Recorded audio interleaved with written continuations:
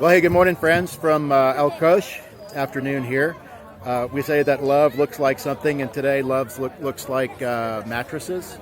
So we have 300 mattresses we've brought down here to the refugees from the Iranian militia. The militia is about, Iranians are about 10 minutes that way. And so we are just being Jesus for these people and showing them his love. It's working really great. We're just pulling the system. We're pulling 4,000 a day from the ATM. That's the max. We didn't have that capacity in 2014. So we just pull that out, and then we talk at night with the relief team down here in El Kush. We're working with a great Catholic church. They've been our friends for a couple years now. They're really good, working heroically here.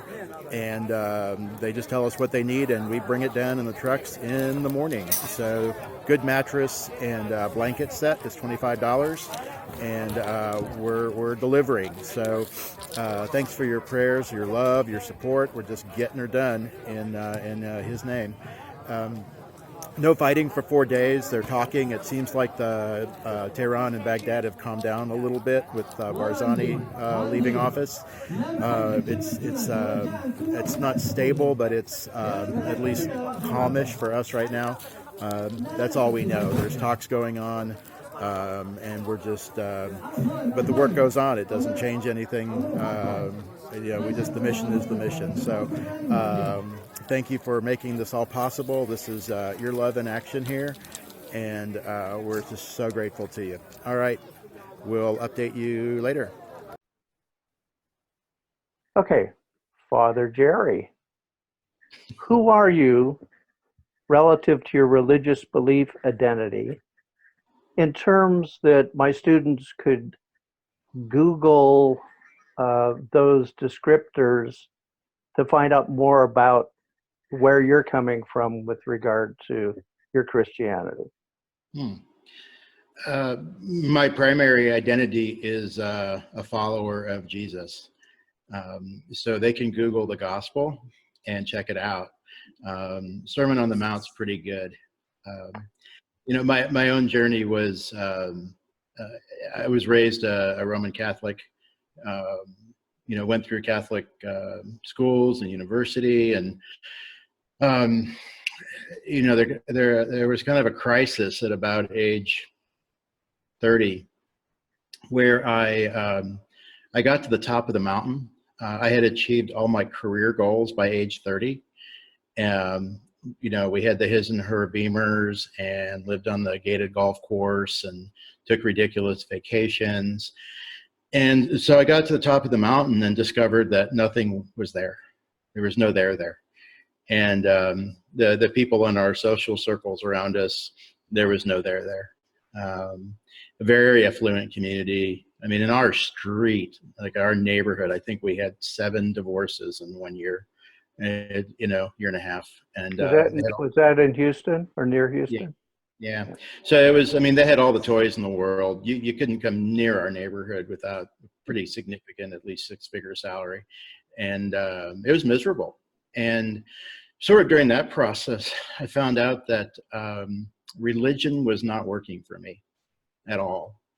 And I kind of came to over some time that the gospel is actually the opposite of religion.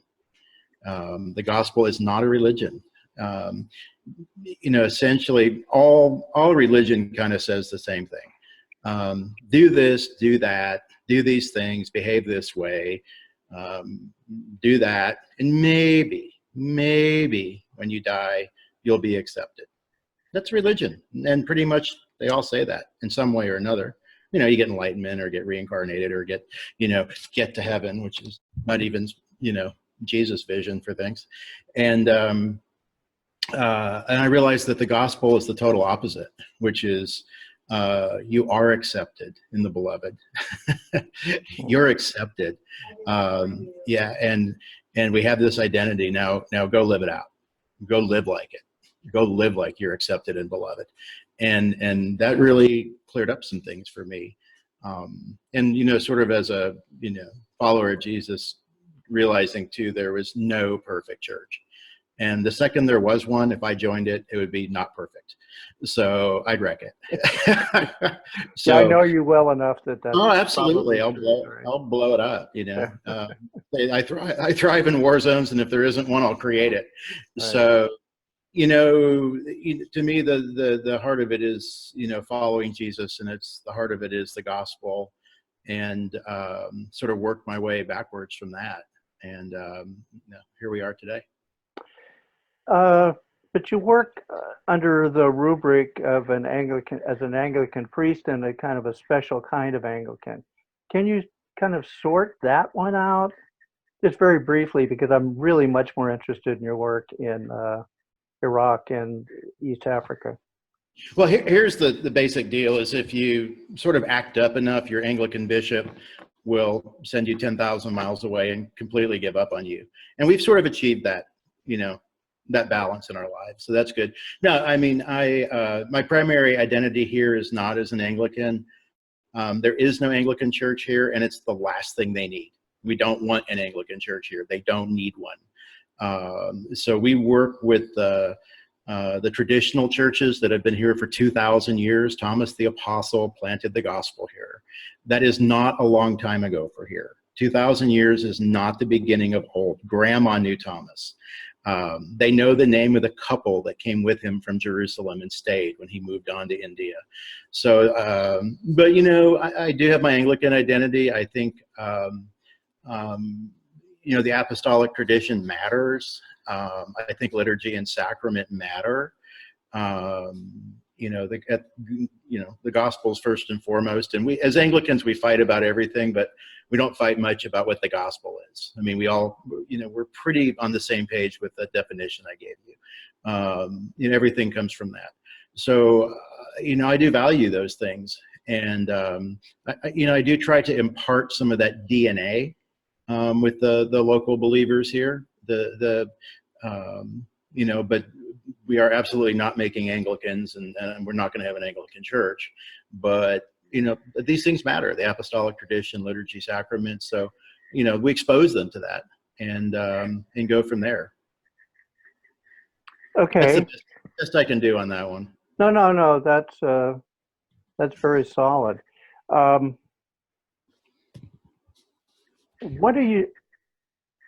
What are you doing where you are now that manifests this Jesus modeling?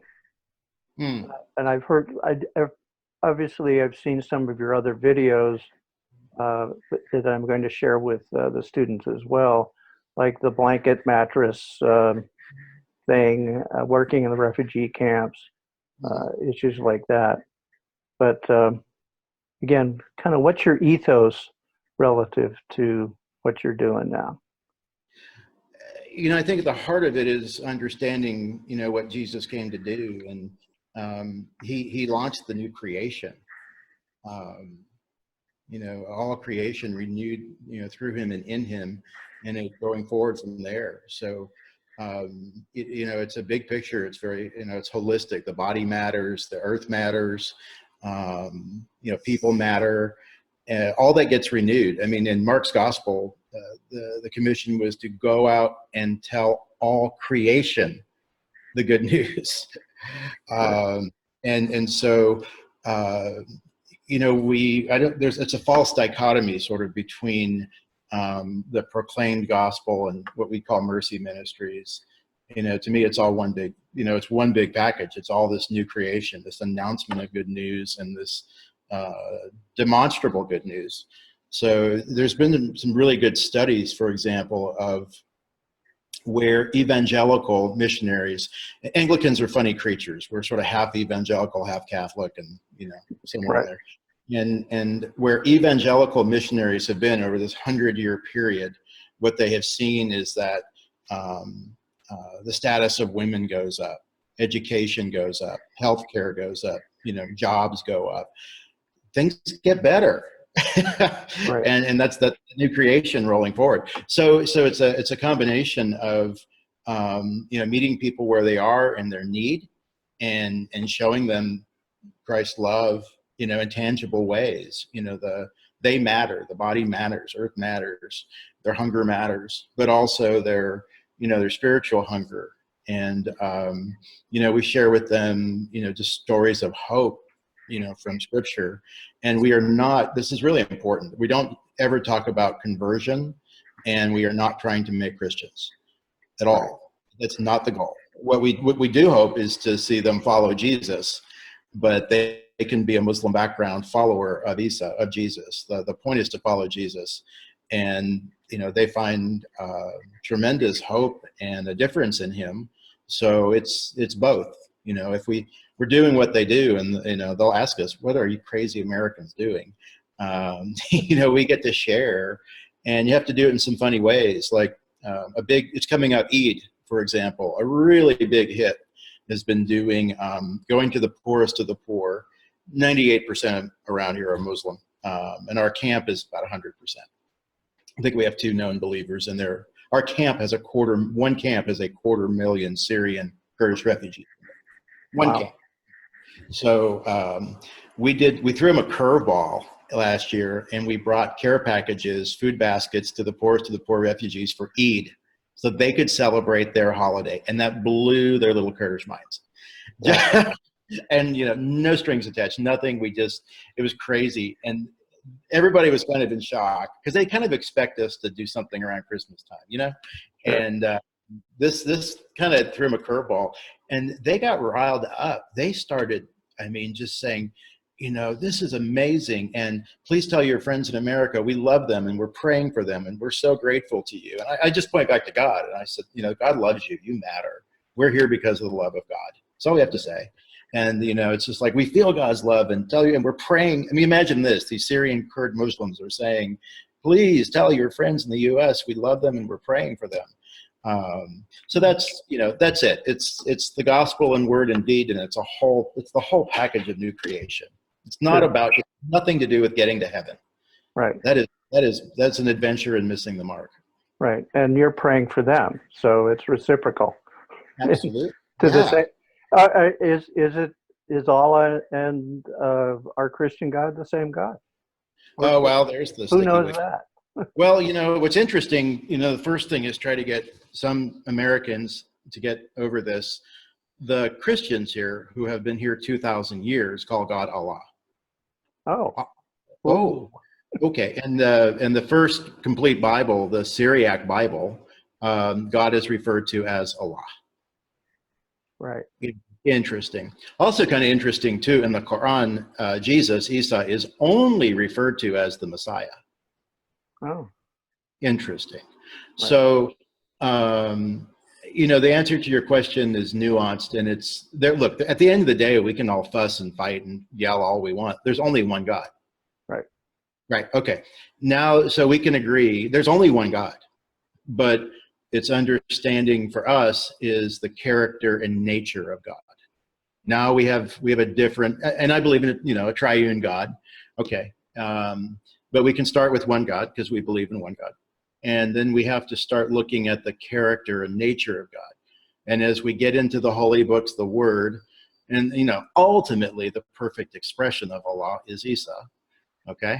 And, we get there. He's how we truly see the love in the face of God, for us tangibly is in Isa. But, so we're not, it's a stupid fight, to do this Allah God business. That's a fight we're just not going to have because Sure. it's irrelevant. What do you admire or appreciate about Islam? Well, I think we can pull back a little bit and just, first of all, say they are human beings created in the image and likeness of God. That's the most important thing. Okay. As far as they go, and saying Muslim is about as complicated as saying Anglican or Christian. That's a big, the U.S. disaster and foreign policy misadventures is just not understanding Islam or tribalism. That's another day. Number one, they're monotheistic, so that's great. They're many are seekers. Your average Muslim is like your average Christian. They're agnostic. Right. we call them Christmas and Easter Muslims. They couldn't care less. That's about 85% of them in general, depending on your locale, but that's overall about right. But they do acknowledge there is, an omnipotent, omniscient, divine, creator. That means we don't even have to start at where we would have to start in New York or Boston or Portland. We don't have to have silly conversations about, first cause and all this stuff to get to God. They're already at God. That's a great beginning, Yeah. And then, we have some great commonality in the Quran with Jesus. I mean, in the Quran, Isa, he comes from God. This is the Quran. He is born of a virgin. His birth was announced by angels. He lived a perfect, sinless life. He healed the sick. He raised the dead. And he went back to Allah and is seated closest with him. That ain't bad. Right. So, it's part of, the thing is not to start with the divisions, but start looking at what we have in common, the great prophets. Right now with them, we're going through Genesis, and we're going through Noah. It's a prophet for them. Jonah, the patron of Nineveh, Right. They have all that stuff. So it's working through that with them. So we have a lot in common. I really appreciate their, they have a very strong sense of community, which is, Americans, one of the reasons why our foreign policy doesn't work, among other things, is, Americans are sort of hyper individualistic and they are hyper communal. And, we don't get that. And so, wonderful community ethos. When they're devout, there's good stuff there. They pray, they fast. Those are all good things. They give alms. So, you celebrate what's good, Right. and you kind of work from there. So we have a lot of stuff that we can, stand on together, that matters, and approach it that way. But I really respect their, the ones who, I would actually rather have a devout Muslim than an agnostic Muslim. Right. Yeah. They're seeking. They're after something, and that's, so again, I don't have to have. We call it the New York conversation. There's a God. Right. We're there already with them, and that's cool. Right. And that's probably descriptive of fewer than 5% of people who live in Portland, Oregon, which you just said. You'd be more comfortable with their friends than with your I friends would much rather be 99% Islamic than be in the Pacific Northwest. It's easier. Yeah, I hear you. My work is. Also, from my reading of the Quran too, there's this strong emphasis on hospitality and charity. Is that true, or is that just kind of my projection?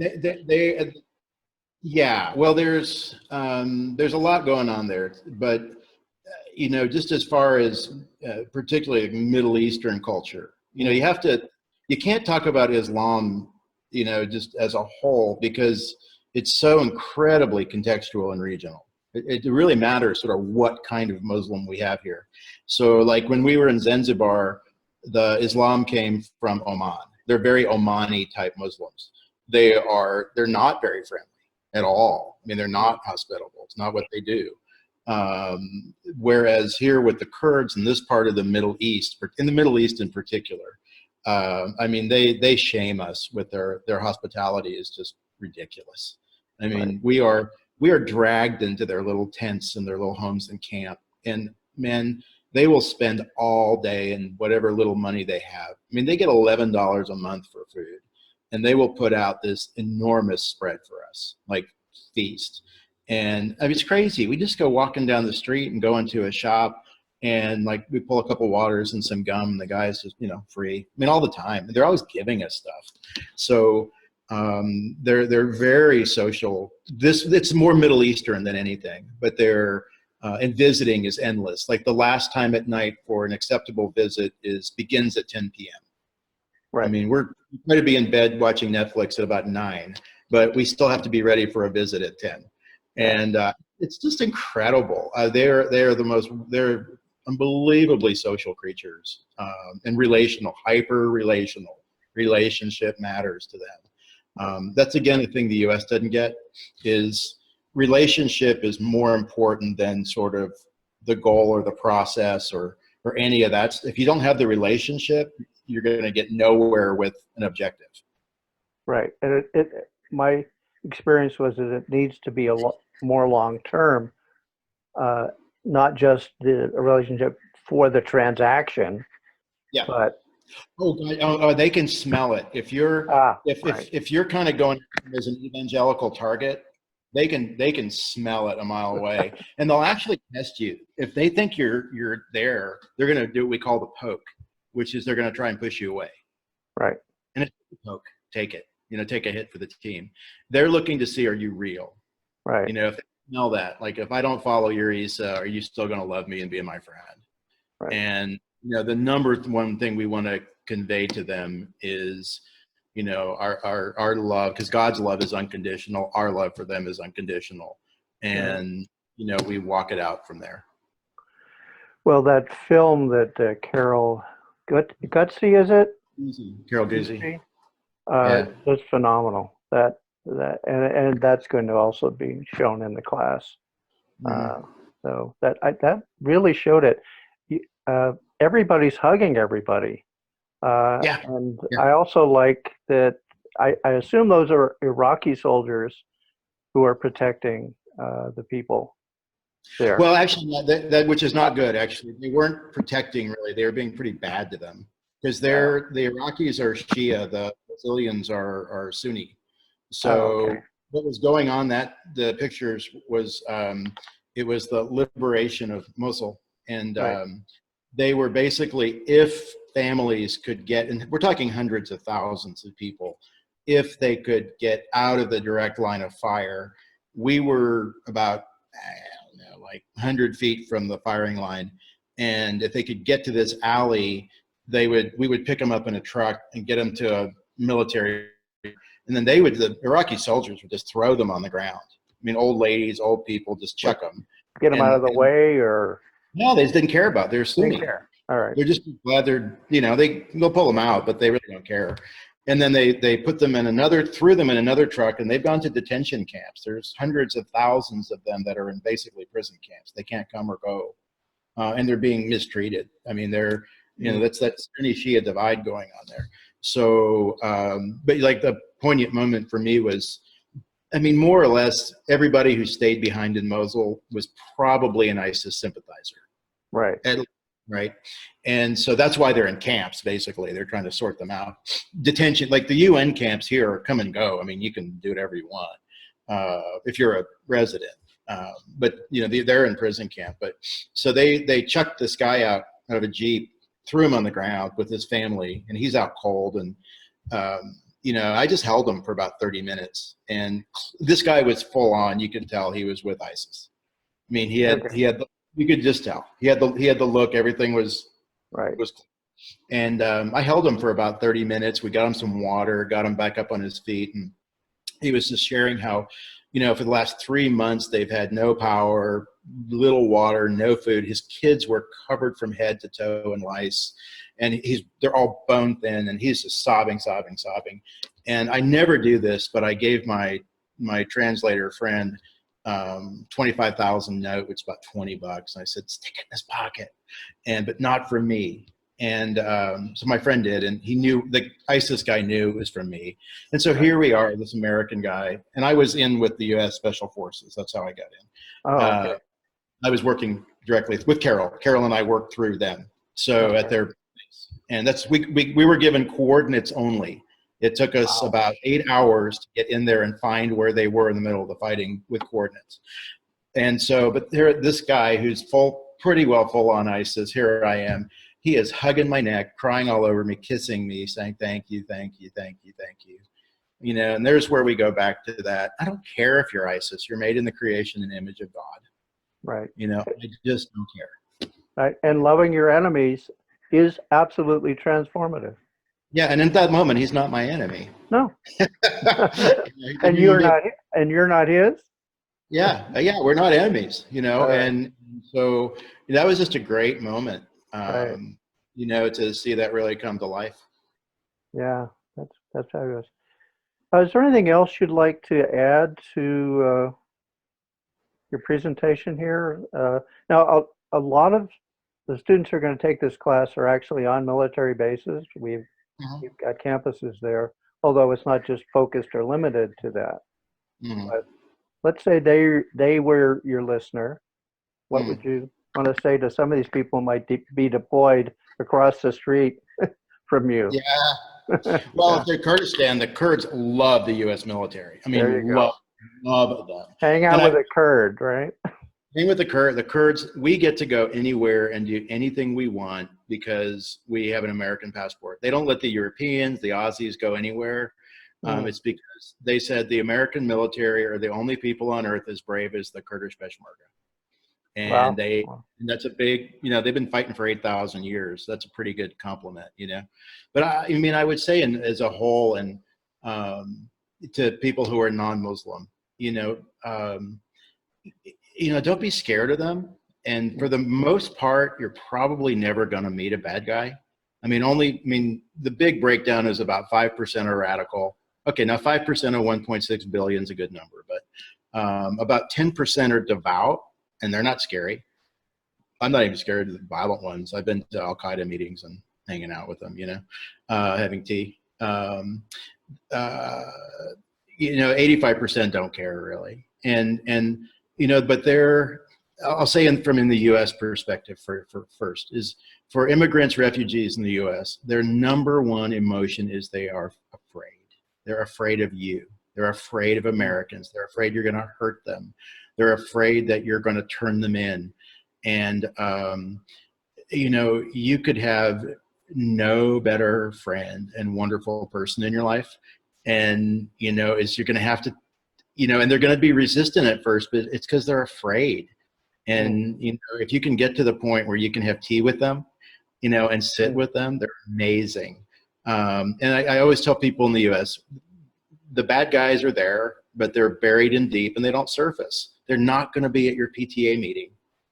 Right. They are not going to be in the library. You're not going to meet them in the grocery store. And so, I was actually involved with a group working at a major university that has a really big Islamic student population.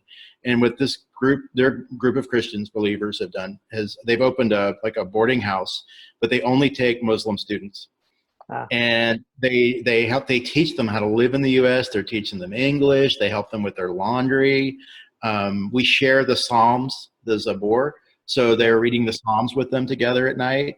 It's wonderful. And they brought me, it's funny, they have this thing going, and then they called me up and said, all right, we have this rooming house full of Muslim families, and what do we do with them? Where do we go with it? And I said, you guys are off to a great start. You're loving them and receiving them. And I said, they love the Psalms. So read the Psalms together. And so the big message is, no, I'm not talking to military. Yes, there are things to be cognizant of. Absolutely. Right. And hear me, I love our military. I work closely with our military, 100%. I do a lot of stuff with them. They're, I'm all in. But your average person on the street, it's just a person, and they're hyper relational. And the thing in the US is if we don't engage them intentionally, they can be herded off and radicalized if they're isolated. If we isolate them, it will be to our peril. Right. We've got to reach across and be intentional about it because they are scared, And so we're going to have to take some hits and be brave and go in and just figure out ways to scratch the itch and love them and hang in there with them. But if we don't do that, then they do become fodder for the bad guys. And there are bad guys there. And so, it's really in our hands. If we don't want things to get messy, we're going to have to really be bold and get in there with them and do life together. It's the Hotel Rwanda story. You don't kill your friend. Right. That's right. And they're relational. You don't kill your friend. How could our students or kind of anybody who hears or sees this help you guys out? What would be kind of a way to kind of reconnect? And I know you have a wonderful website and great branding. Love for the least, I think, is what it should all be about for all of us. Best brand ever. But that's what Jesus did.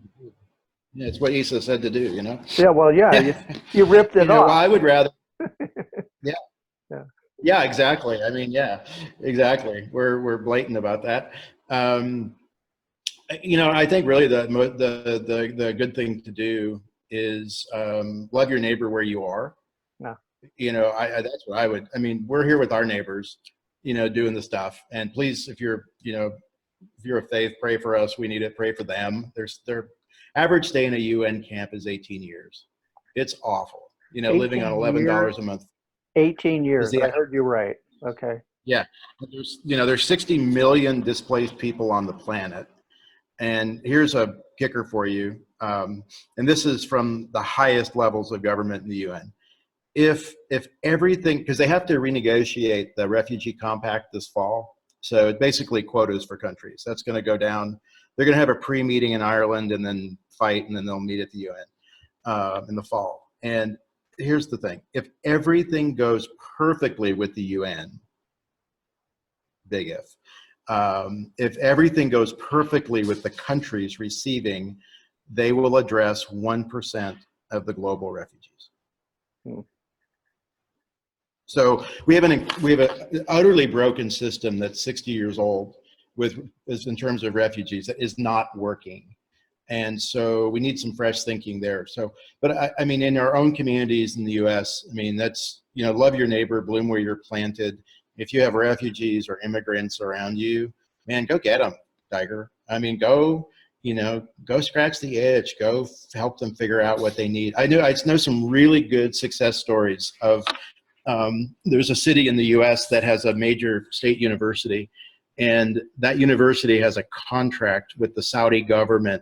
So they send over students, and then it's like in 5 years, they get a business degree in English out of it. And so I know a group, what they've done two things is, one, they've built a peace house next to the campus where the students are promised English conversation, speaker, partner, where anytime. They can go in there and always find someone to speak English with. And then the other families are coming along and they've adopted these Saudi Arabian kids, bring them to their house, help them do their laundry, feed them, you know, and just be mom and dad for them while they're away. I mean, there's this great creative ways to reach them, but just go figure out what they need. And they'll tell you, you know, go make contact with them. They're not scary. You know, that's the most important thing. Yeah, I have a local outreach part of this course as well, where individual students do Google mapping of all 10 miles of where they live, of where all the Hindu temples are, where all the mosques are, where all the synagogues are, and they will be shocked that they are surrounded by the plurality of the world. Right. So yeah, it's all it's both local and global, and you know, that's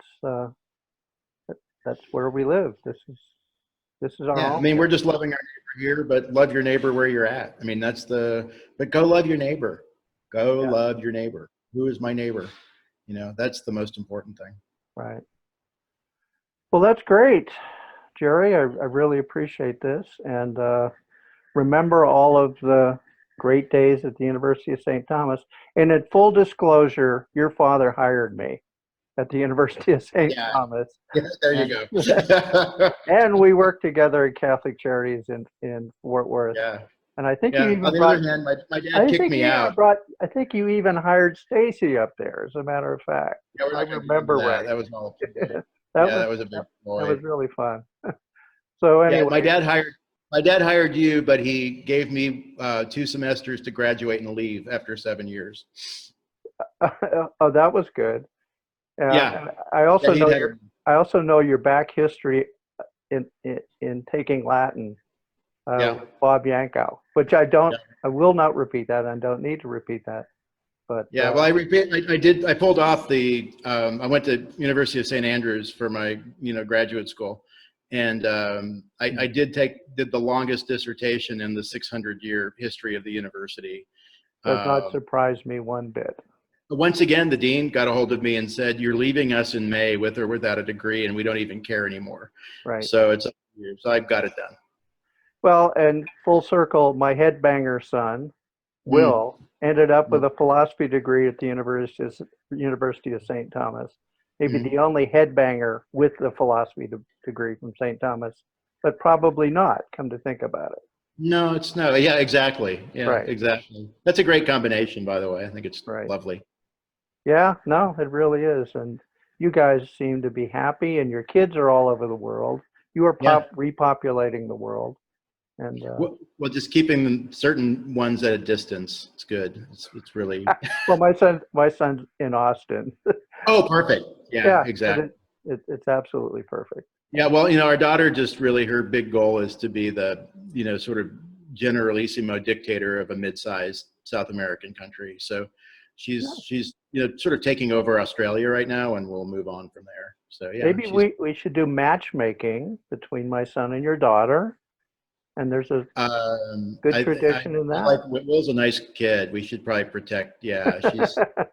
You don't want to hurt him, right? No, Don't we wanna- don't worry about her. We always worry about the boy. Her Ah, we do not worry about. So, yeah. and then the youngest is, a freshman finishing up at George Washington U, and he will be spending the summer with us Oh, in that's camp. great. Yeah, well, we're assigning him to camp for the summer. So there you go. Okay. Well, let's do this again because Okay. I really miss you guys, and I Yeah. realize it's been what? How many years? 30? No, it would be, golly. I was there we're 87, about- 88. Yeah, like about close to 20. That's crazy. Wait a second. It's 30. If it was 87, 88. Or 97. No, late 90. It was about mid 90s. About 90. Oh, yeah, that's right. I went 97. to New England in 96, 97. You're right. So Yeah, it was it's right in only there. 20. It's only Okay. 20. The heck with Yeah. you then. Yeah. Well, let's do this again, and I really Yeah. appreciate it. You guys are doing great work, and it shows. Yeah. Well, you're welcome here anytime. We'll come pick you up at the airport. Yeah, and if you ever want to venture out to the greater Northwest, we can protect you from Portlanders. I'm more scared of them than I am I ISIS. I understand that. Yeah, church hierarchy and Oregon scares me more than ISIS any day of the week. Yeah,